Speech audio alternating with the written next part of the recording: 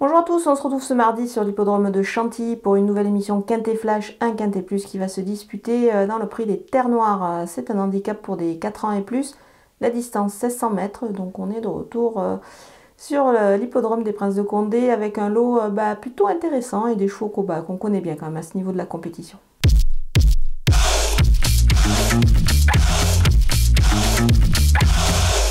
On attaque avec les bases et le numéro 2, Calas. Il cherche sa course à ce niveau-là, il est en forme, efficace sur cette distance. Il a déjà bien couru également sur la piste de Chantilly. On peut dire qu'il a pas mal d'atouts dans son jeu pour disputer les premières places. Le numéro 4, Tumbler, il est en plein sur sa distance. Et il est performant surtout dans cette catégorie-là, à ce poids-là. Donc tous les feux sont ouverts pour qu'il joue les premiers rôles également. Du coup, avec l'aide de son numéro 1 à la corde, ça va également l'avantager. Donc voilà, pour moi, ça fait partie des chances plus que régulières. Le numéro 6, Iken, elle a évidemment été pénalisée au poids suite à sa victoire, mais elle est tellement bien qu'elle peut sûrement encore se montrer à son avantage ici dans cette épreuve. Moi, je suis sûre qu'elle est prête à rivaliser encore pour les premières places. Les opposants avec le numéro 8, Simply Striking, il a contre lui d'avoir tiré le 14 à la corde. Sinon, tous les feux sont au vert pour lui. Son jockey devra certainement composer avec, mais on peut lui faire confiance. Le cheval a démontré qu'il était compétitif à ce niveau. Le numéro 10, Marzouk, il est plus que lui aussi compétitif dans cette catégorie des gros handicaps. Ces dernières sorties le montrent vraiment à la hauteur, très efficace. Il devrait encore se montrer jouer les premiers rôles ici. Le numéro 7, Quartz du Houlet, bien mieux passé dans les stalles de départ que précédemment.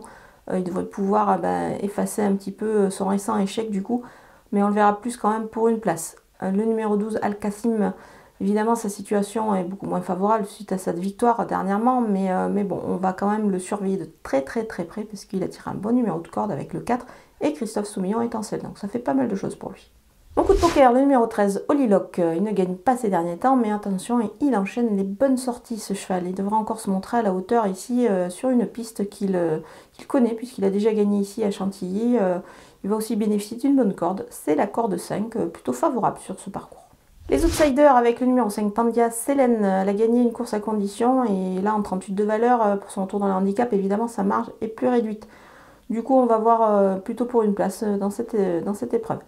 Le numéro 9, à la TA, elle est en forme et elle retrouve les handicaps à un poids un peu plus difficile à gérer pour elle. Donc avec un bon parcours, elle peut, à mon avis, quand même accrocher une place. Il peut y avoir une petite cote.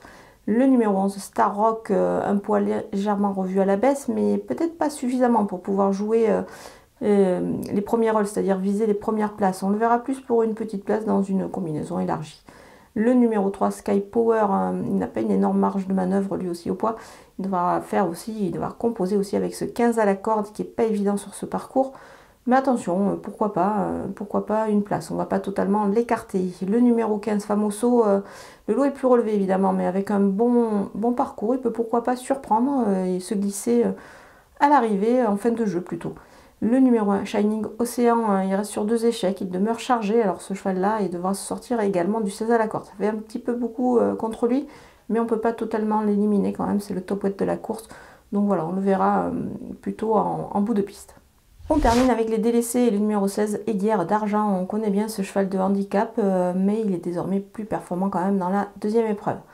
Le numéro 14, Jacoboy, une marge de manœuvre réduite. On va attendre l'automne avec des terrains peut-être un petit peu plus souples pour lui, il adore ça. Donc voilà, on va le mettre de côté ici. Voilà, on a passé en revue tous les partants de ce Quintet Plus de Chantilly. Je vous laisse avec ma sélection et mes conseils de jeu.